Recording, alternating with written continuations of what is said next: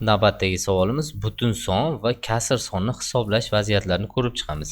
Mana birinchi vaziyat. Bitta 5 ga qandaydir 48 dan 11 degan kasrni qo'shishimiz kerak. E'tibor bering, butun son va kasr deyamiz. Mana kasr. Demak, ikkalasini qo'shishini ko'rib chiqyapmiz.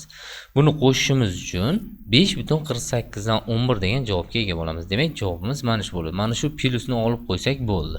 Javobimiz shu.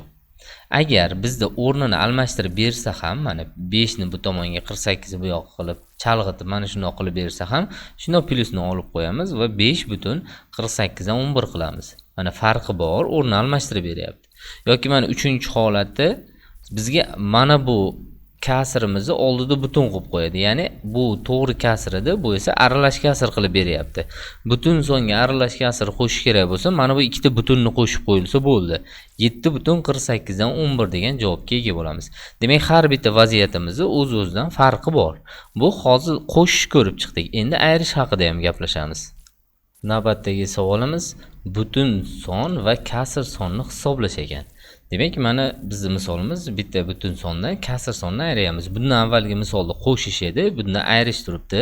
Buni ishlashimiz uchun mana bu yerda son nechi tursa, o'shani bittaga kamaytiramiz. Mana 4 bo'ldi va maxrajimiz nechi tursa, o'shandan o'sha deb yozib olamiz. Ya'ni bu 48 turgani uchun 48 dan 48 deb yozib olamiz va kasr bilan kasrni hisoblaymiz.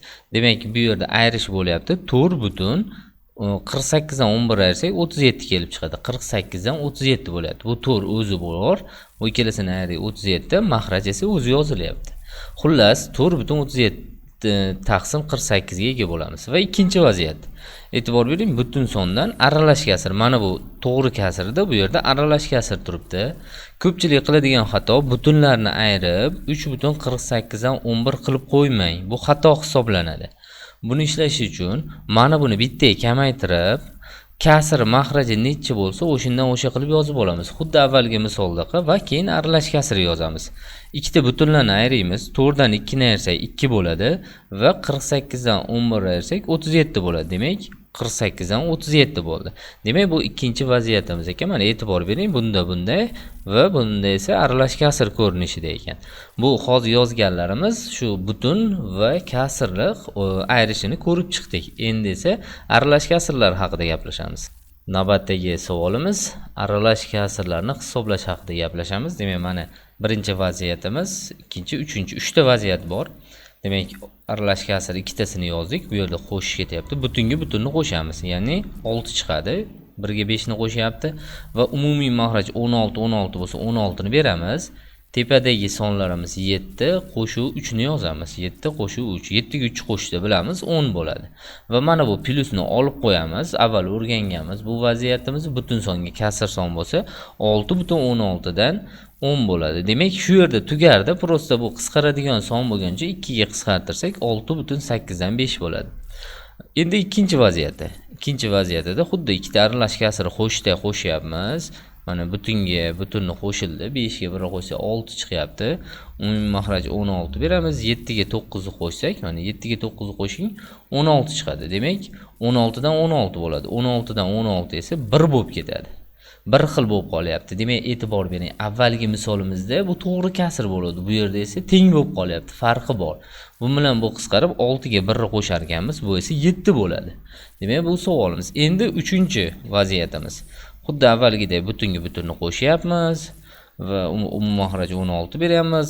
Mana ikkalasi qo'shilyapti. Bu esa 19 bo'lyapti. Tepasi mana yo'q, bunga buni qo'shsa 19 bo'ldi.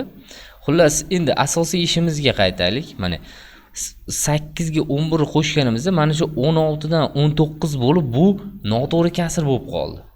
Endi shu noto'g'ri kasrni aralash kasrga aylantirib olamiz. Ya'ni 1,16 dan 3 deb yozib olamiz. Nima uchun bu 16 dan 3 qayerdan keldi desiz, mana bu noto'g'ri kasrni aralash kasrga aylantirib olindi. Ya'ni butunni o'rtaga, qoldig'isi tepaga qo'yib yozildi.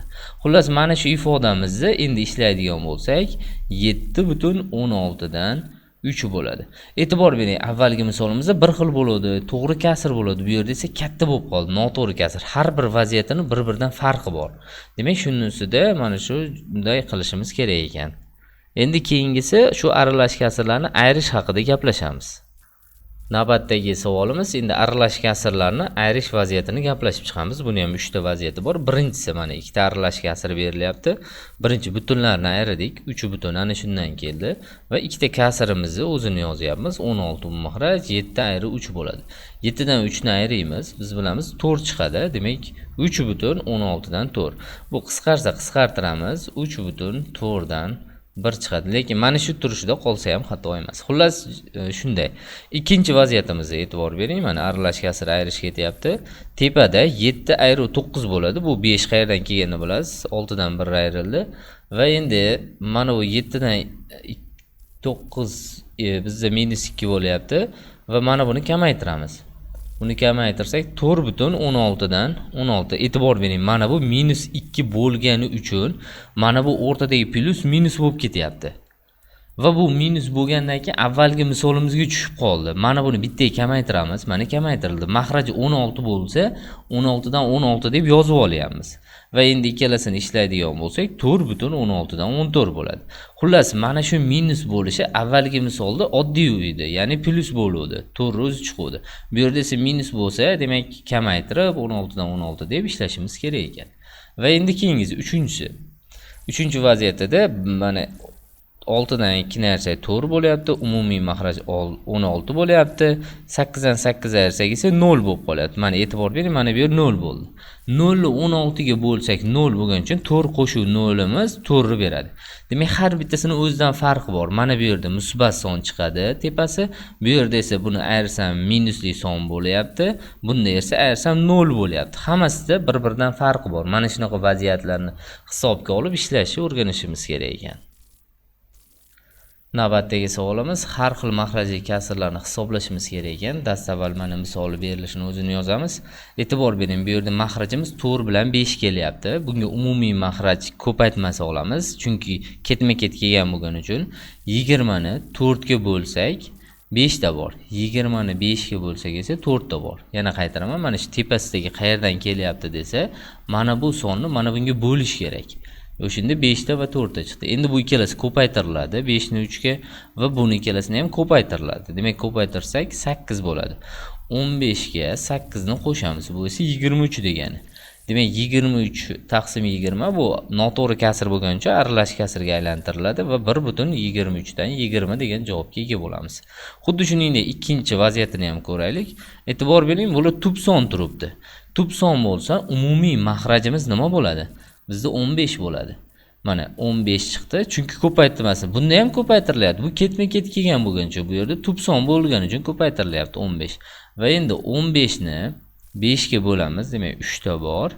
15 ni 3 ga bo'lamiz esa 5 ta bor. Endi ikkalasini ko'paytiramiz. 3 2 ga va 5 1 ga ko'paytiramiz. Demak, ko'paytirsak bu 6, bu 5, ikkalasini qo'shsam 11 bo'ladi. Bundan chiqdi 11 ana shundan kelyapti. Xo'sh, bu to'g'ri kasr shundoq qoladi. Endi 3-turi, e'tibor bering, karrali turibdi. Umumiy maxrajimiz 15, ya'ni kattasi bo'ladi. Agar mana 15 3 ga karrali bo'lgani uchun kattasi olindi, karrali bo'lmagan tub son bo'lganda edi, ko'paytirgan bo'lardik. Hozir mana shu yerda ko'paytirilmaganning sababi 3 ga o'sha 15 ichida 3 bor, karrali. Va 15 ni endi 5 ga 3 ga bo'lamiz 5 ta va 15 ga bo'lsa bitta bor mana va bular ko'paytiriladi o'zaro. Demak 4 1 karra 4 4, 5 karra 2 esa 10, 14 bo'lyapti. 15 dan 14. Bu ham to'g'ri kasr, qoladi shundoq. Va endi 4-turi. E'tibor bering, 4-turida mana birinchi umumiy maxraj berishda ikkalasini ko'paytirib qo'ymang, ya'ni ketma-ket kelmayapti. Tub son ham emas, ko'paytirmaymiz. Kattasini ham ola olmaymiz, chunki karrali emas. Bunaqa payt ekuk topishimiz kerak. Ekuk topish qoidasiga ko'ra ikkala sonni ko'paytirib, ya'ni 15 ni 25 ga ko'paytiramiz va ekubiga bo'lamiz. Bu bilan bu kelsa 3 ta bor, 25 3 ga ko'paysa 75 chiqadi. Xullas, mana bu 75 ekuk topildi 4-qoidasiga ko'ra. Endi 75 ni bunga bo'lsam, demak 15 ga bo'lsam 5 ta bor, 25 ga bo'lsam esa 3 ta bor. Va ikkalasini agar ko'paytiradigan bo'lsam 5 kar 2 10, 3 kar 3 esa 9 bo'ladi. 10 ga 9 ni qo'shadigan bo'lsam 19 taqsim 75 bo'ladi. Demak, bu ishlanishlari har bittasini o'ziga yarasha umumiy maxraj topish yo'llarida tahlil qilib ko'rib chiqdik. Navbatdagi savolimizni boshlaymiz. Har xil maxrajli kasrlarni hisoblash. Demak, birinchi turi Mana e'tibor bering, ikkalasi minusli vaziyatda kelyapti. Umumiy maxraj bu yerda 20 ni beramiz. 20 ni 4 ga bo'lsak 5 ta bor. Mana tepasiga yozilyapti va 5 ga bo'lsak esa 4 ta bor. Ikkalasini ko'paytirasiz, ya'ni 5 3 ga va 4 2 ga. E'tibor bering, oldida minusi bilan yozishingiz kerak. Mana shu yerdaga va minus 4 kari 2 bo'lyapti. Buni hisoblasa minus 15, bu esa minus 8. Ikkita minus kelsa ularni qo'shamiz va oldiga minus qo'yamiz. Demak, minus 23 taqsim 20 yoki buni aralash kasrga aylantirsak 1,20 dan 3 bo'lyapti. Chunki minus bo'lsa minusi bilan yozishingiz kerak. Mana shunga e'tiborli bo'ling. Va endi ikkinchi vaziyatimiz, e'tibor bering, mana bunda ikkita minusli kelsa, bu yerda esa bitta minus, bitta plyusli kelyapti. Farqi bor. Mana shunaqa vaziyatda umumiy maxraj 16 ni beramiz. 16 ni demak 16 ga va 16 ni 8 ga bo'lamiz. Ikkita bitta bor va keyin esa ko'paytiriladi. Buni bunga ko'paytirsak 2 kari 3, 1 kari 2 va hisoblaydigan bo'lsam bu minus 6. Bu esa 2 hisoblasa minus 4 kelib chiqadi. Bu ikkalasi 4 ga qisqartirsak minus 4 dan 1 degan javobimizga ega bo'lamiz. Demak, har bittasini o'ziga yarasha tahlilni qilib chiqdik.